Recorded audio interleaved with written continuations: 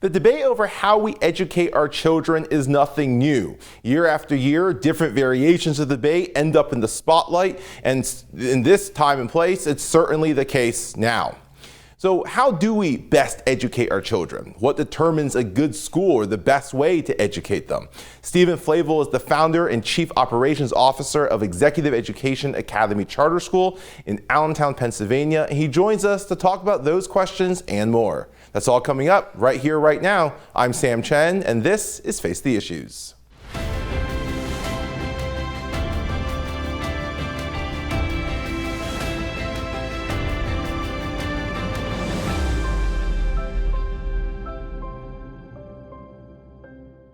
Good evening and welcome to Face the Issues. I'm Sam Chen. It's a debate that has gone for generations. What is the best way to educate our children? And in different times and different places, the debate has taken different forms. Talking about funding formulas, should zip codes determine the child's education? What about private schools, charter schools? What about teacher qualifications and the like? Different eras, different places have different points of debate. But the debate remains the same. What is the best way to educate our children? Stephen Flavell is the founder and chief operations officer of Executive Education Academy Charter School. He joins us tonight to talk about what they do there and what is the best way forward for education. Stephen, welcome to Face the Issues. Thank you, Sam. Appreciate it. Thank you so much for being here. Let's get started with talking about what you guys do at Executive Education Academy Charter School. You are the founder of it. Can you give us a little bit of the history of when it opened? What's the mission of the school? So we opened in 2014. We petitioned Allentown School District with an idea of a charter school, and they supported that application and we were approved.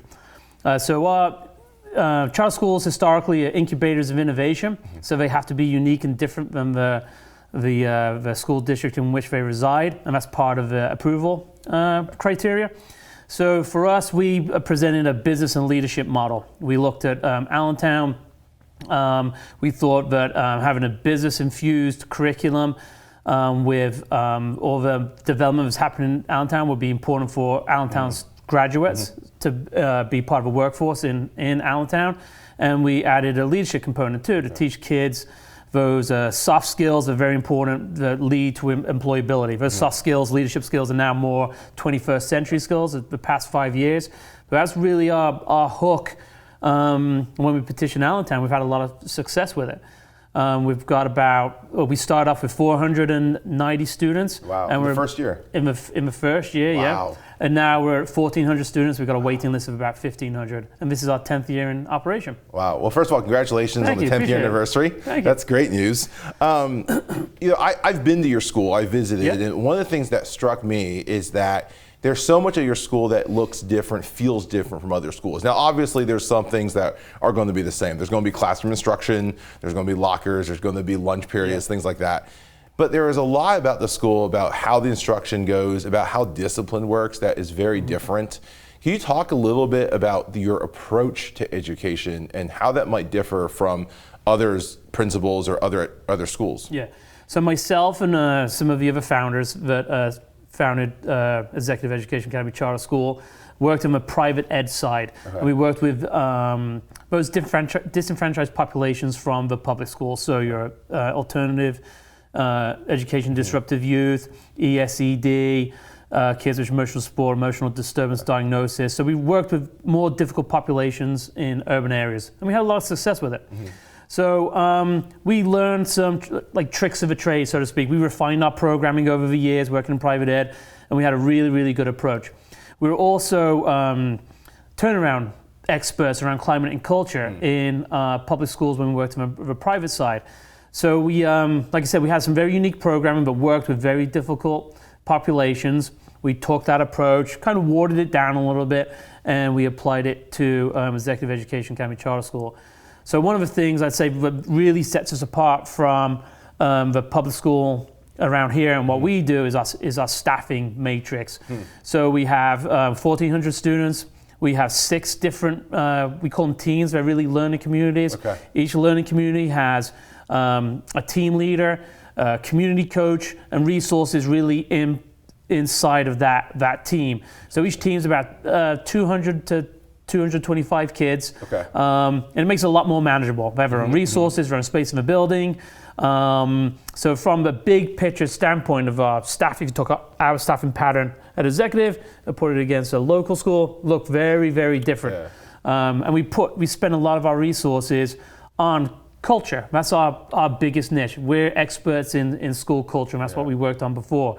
And our approach is, there's a lot of things that are important. Curriculum's important, instruction's important, social emotional well-being of students is important. Those other auxiliary services that are part of a school, all important. But they can't be powered and done correctly if a culture of a schoolhouse or a school isn't healthy and nurturing relationships. If they're all fragmenting and kids are running around, it's not safe, those things aren't useful. So we really focus on the culture of a building. We aligned, when we did the charter application, we aligned a lot of our resources towards that. And that's been really our success since we started. Yeah. I remind Samuel Johnson, the guy's credited with writing the English dictionary, he once said that having integrity without knowledge is kind of worthless. Yeah. But having knowledge and no integrity is dangerous and dreadful. And that's what comes to mind when you talk about that. Knowledge, all these things are important. But if you're not developing the character and the leadership of these young men and women, then the education, the books in the world aren't going to actually help them when they get out of school and make it in the world. Yeah, I would agree with that for sure. I want to ask you about that atmosphere that you build, the culture that you guys build. One of the things when I was there, I noticed, for one, there's this culture of respect where everybody refers to everybody else as Mr. or Ms. And remembering even one of our mutual friends who I was there with couldn't remember the first name of some of the teachers because it's just always Mr. So-and-so. And so there's a sense, I think, that level of respect is almost lost, and I think in some pockets of society seen as archaic. Why do you guys do it the way you do? So another part of a secret sauce, the Big Mac sauce that we have at our school, is norms. So we have normative culture, and we have norms in our school. So norms are around hereisms. So around here we all tuck our shirt in. Around here we all give eye contact. Around here we say yes, no, excuse me. And that's modeled from the CEO, myself, all the way down to elementary school teachers and students. So that's where they kind of come from. So we don't have rules. Rules are sanctions from authority, and by nature, kids break rules. So we role model those, and we all preach the same thing. So I'm walking around the school all day. I give eye contact. I say yes, no, excuse me. In my responses, I give a firm handshake. Eye contact's really big when it comes to, really important for us when it comes to trust and respect. And we teach that to the kids. Hey, look at me when I'm talking to you. You know why you need to look at me? Because one day you're going to be sitting across someone like me for a job. If you're giving good eye contact, you say yes or excuse me. They're pro-social skills. The chances of you getting employed are a lot higher than if you're slouching, looking all over the place, saying yeah, nah, but that doesn't translate to effective skills in the workplace. When you're with your boys, rock out, do whatever you got to do. But when you're in a formal setting like this, the way you act and behave is going to take you further than it will if you don't. Makes a difference. Stephen, let me ask you this. You guys have been around 10 years. Yeah. Have you seen, what kind of results have you seen from building this kind of culture? Obviously, we can look at test scores, this, that, and the other thing. The state will do that for their funding purposes. But as you know, there's so much more to a school than test scores and rankings. What results have you seen in these last 10 years from the culture building? Yeah, so test scores and everything is very important. I don't disagree with you. And we can definitely show improvement when it comes to growth and achievement of student academics. But I also agree it's not the be-all of what a successful school is. I'd say the biggest feather in our cap is we've never expelled a student from our school. In 10 years, haven't expelled one student. We've had issues, and we deal with the student, support the family, and they remain part of us. Since inception, I don't know the numbers off the top of my head, but the amount of suspensions we have is very low. Wow. More than 15 a year would be would not really happen. I'd say it's probably between 10 to 15 a year as suspensions. And the only time we suspend a kid is when we incur or when a student violates the school code of conduct in regards to contraband. So they bring something they're not supposed to bring into the building. So drug contraband, a weapon, those things are all have to be reported per PDE to local law enforcement. They come in, and then our sanction is we we suspend a student. That's the only time we've really suspended. And we're trying to refine that all the time. Our last year was probably the highest amount of kids we suspended. So we looked at that and we instituted an in-school suspension process because sending kids out of school doesn't do anything for them. We need them in school. We know they're safe. We know they're accounted for. We can still work with them and teach them the skills they need to be successful. That doesn't happen at home sitting on a couch. Yeah. The other thing that was interesting, you talked about the norms. And I understand that with the norms at executive ed, they're not rules, so it's not really handed down from the top, and neither is correction. And so there's a system, and it's encouraged and modeled, if I understand correctly, that if a student says something that's out of line, if a student isn't within the norms, that other students actually come alongside to help correct and redirect? Yes, so that's part of the leadership hook when it came to the design of a charter school. So we have a group on campus called Student Government, which is a very, very important part of our school, the most important group on campus. So every week our kids get a rating based from concern to student government. Once you've received ratings over a few weeks and they remain positive, you can become a pledge for student government. That pledge process has a set of criteria the student needs to meet to be eligible to see if they can be a part of student government. And a part of our criteria is peer-to-peer monitoring, that I can monitor a group of kids, I can give them feedback, I can correct them in a way that's friendly and professional. I can support teachers and staff, and I buy into like the mission, vision, values of the school. They become part of student government. And then that student government, they're like mini staff in a lot of ways. They run assemblies. We have an assembly process every morning. All the kids come in, they sit down in assembly. It's kind of how we build a sense of community. We share announcements. We redirect any issues that happened. We let them know what's going on the week, what's important for the week. It's a good way to develop community, and that's all student-led. Wow. And then we have a student government. We have a student government board, but are elected officials. And they have a weekly meeting with the rest of the student government officers and student government members, and they follow Robert's Rules of Order. And anything that goes on in the school kind of goes through that process of if students want to have a dance, they want to do activity or a club, it all runs through that student government. They vote on it using Robert's Rules of Order, yay, nay it. They keep minutes, they print an agenda. And they're just good skills that a lot of kids don't get it in a regular school setting, public, charter, private.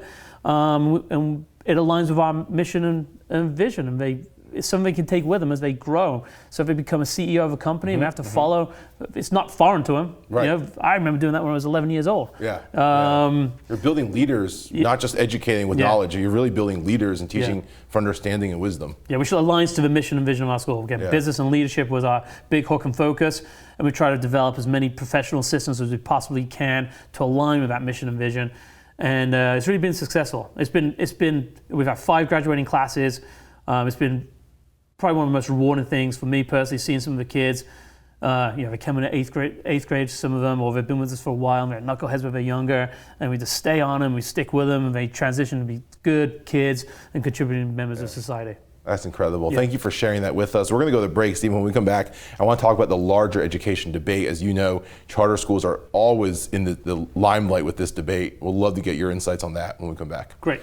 Don't go away. We'll be right back. Face the Issues is produced and recorded in the studios of Lighthouse TV. Positively different.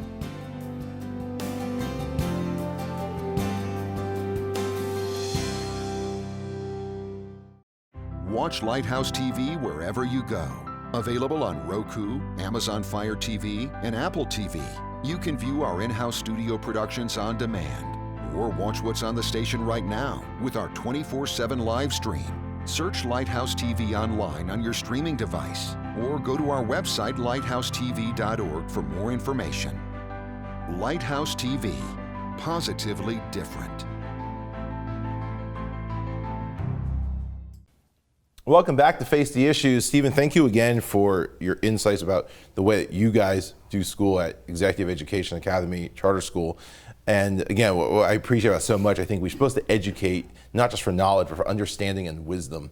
And you guys have that built into the model and the approach of the school. I want to turn to the larger debate over education. And there's so many different factions of it. There's talks about, should your zip code dictate where you go to school? What about funding? What about teachers unions? All these different kinds of questions. But I want to start with kind of, I think, a basic definition. Your school is considered a charter school. Yep. What is the difference between a public school, a charter school, and a private school? So public school is your regular public education system. Everybody's eligible to go there. When you have charter schools that are basically different and innovative compared to the school system they're in, but it's still free. In Pennsylvania, free and appropriate public education, so you don't need to pay tuition to go there. There's no screening criteria. Any kid that applies to that school can go to that school as long as there's no cap in place. So we have a cap of Allentown, so we can only take so many students. So once we reach that limit, and we're full all the time, all the other students go onto a waiting list. That waiting list is randomly lotterized, and then you pluck names from that list, and that's how they get into the school. The only things that would put them to the top of the list is if there's a sibling in that school, they get preference, or if they're a family or a child of a staff member of that school. And then private schools there's parochial private schools and just upper echelon private schools where you pay tuition to go to that school based off of faith or just the mission and vision of what you want. And so those are completely separate. They're not part of the public school system in the way, I mean, charter schools are still considered to be public. Yeah, they are. Now, with a school like Executive Education, you are in the Allentown School District. Are all your students part of that school district then? No, so we serve about, I looked at it right this morning, I think it's 18 or 19 different school districts around the Lehigh Valley. Majority of our kids definitely come from Allentown and Bethlehem a close second, and then handfuls from other school districts. And the kids that come from other school districts really come because it's the mission of the school. All right. And another one is diversity. Our school is very diverse. So if you're in a school district that's not as diverse and you want some exposure to diversity, our school is a good, safe environment for you to participate in that. And when you started it, though, you had to go to the Allentown School Board to get approval? We utilize the Pennsylvania Department of Education charter school application. We went through that process. It's based off of 5 criteria. You're going to test my memory now. It was innovation, school design, building, legal, finance, and community support. So that's the 5 criteria of how a charter schools approved on. So we hit all those markers. The first time we went through it, our curriculum was poked at. We didn't have a full scope and sequence of every single grade, K through 12. We kind of summarized it. So we submitted that, and then we got approved. And we were approved at 70 students a grade for Allentown. And when we first started, we started with grades K1, 2, no 3, 4, and then 5, 6, 7, 8. Obviously, there's a lot of debate about charter schools. We see it every year in state capitals, not just Pennsylvania, but across the country. It's a national debate.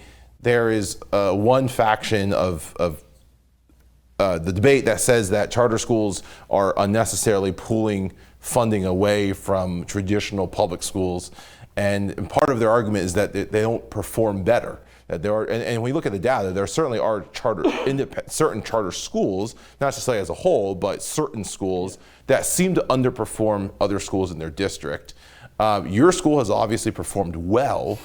How do you respond to those who downplay the role of charter schools or don't believe that charter schools should be funded in the same way other public schools are?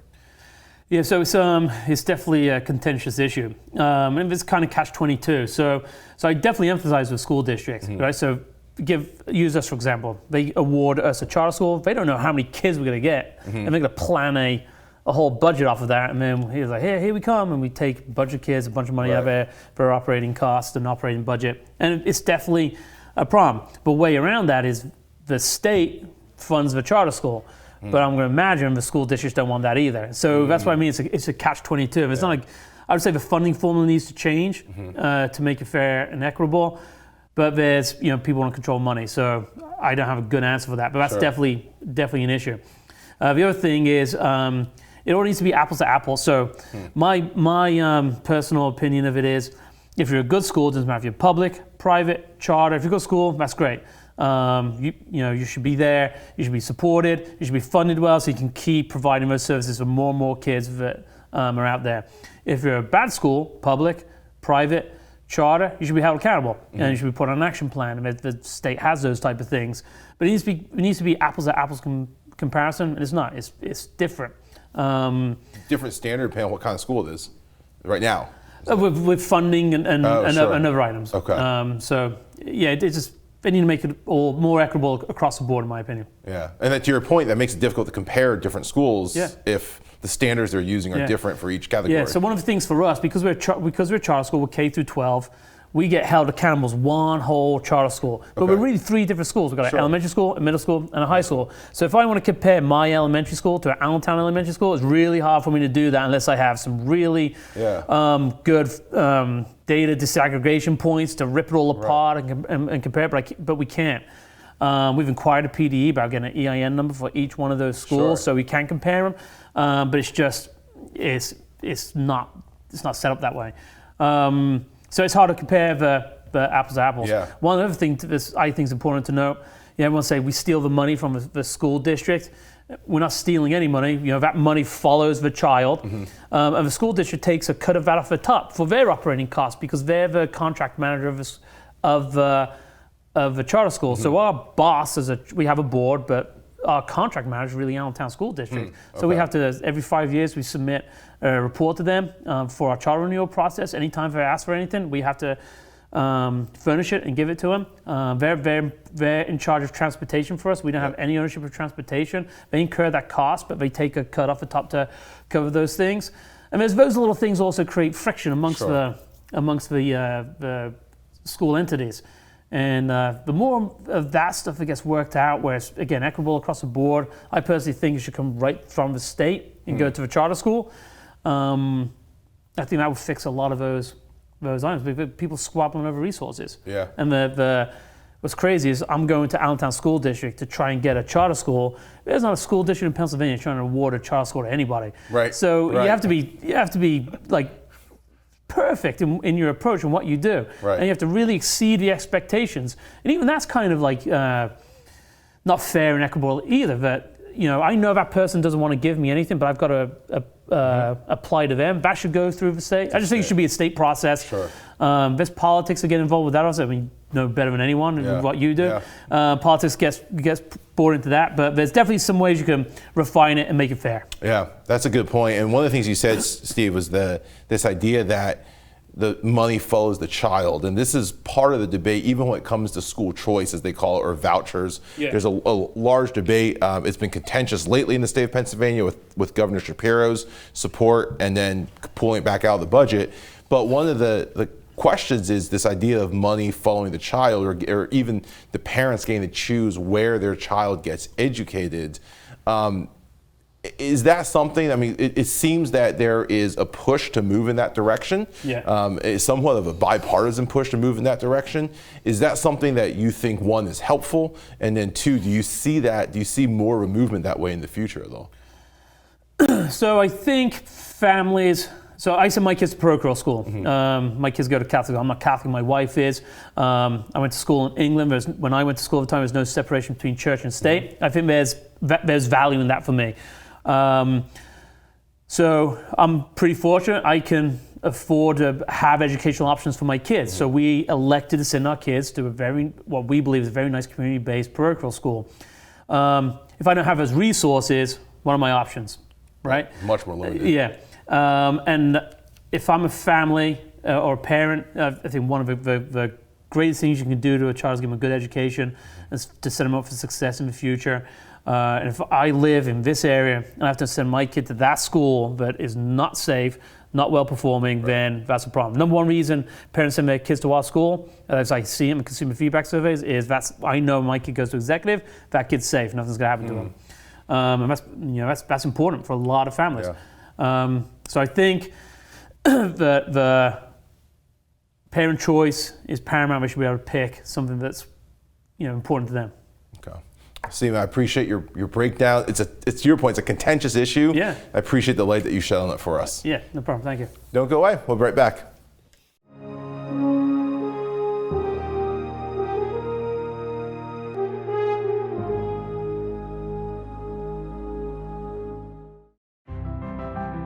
Watch Lighthouse TV wherever you go. Available on Roku, Amazon Fire TV, and Apple TV. You can view our in-house studio productions on demand, or watch what's on the station right now with our 24/7 live stream. Search Lighthouse TV online on your streaming device, or go to our website for more information. Visit lighthousetv.org to stay connected. There you can find out what's currently on the air and coming up, how to watch in your area on cable, satellite, broadcast, or streaming devices. Watch past programs or our live stream. Follow us on social media and learn more about the station, our hosts, and our programming. Lighthouse TV, positively different.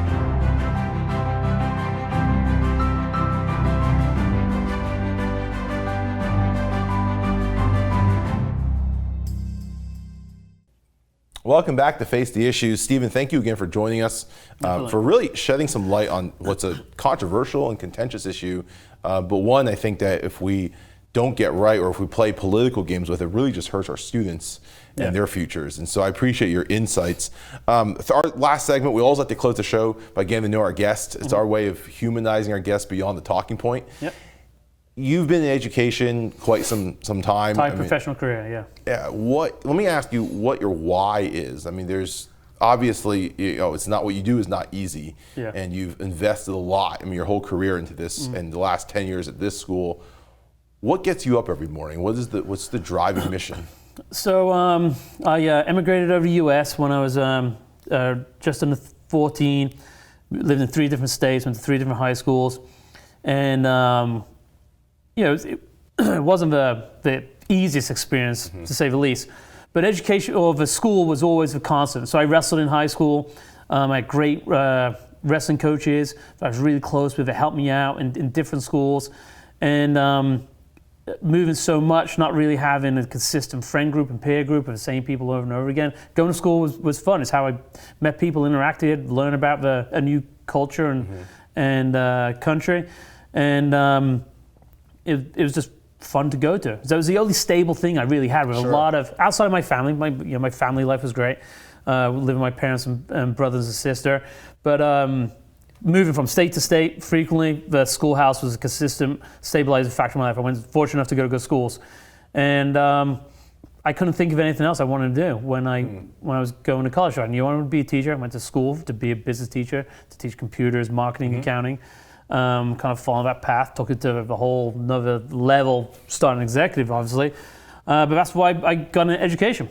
It was just it's a constant thing. I had a good experience there. It was a lot of fun. And now you get to pass on what was the stabilizing factor for you. Yeah.